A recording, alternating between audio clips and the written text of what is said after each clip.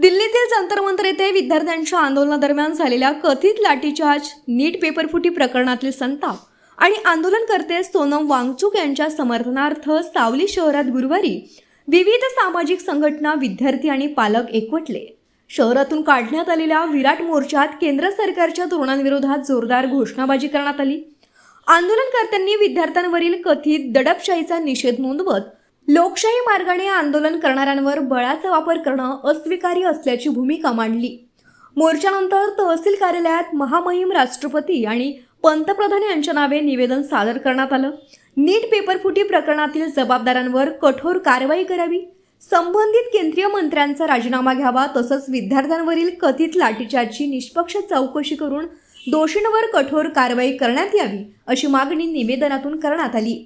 या आंदोलनात विद्यार्थी, पालक आणि विविध सामाजिक संघटनांचे पदाधिकारी मोठ्या संख्येनं सहभागी झाल्यानं सावलीत जनआक्रोशाचं तीव्र चित्र पाहायला मिळालं.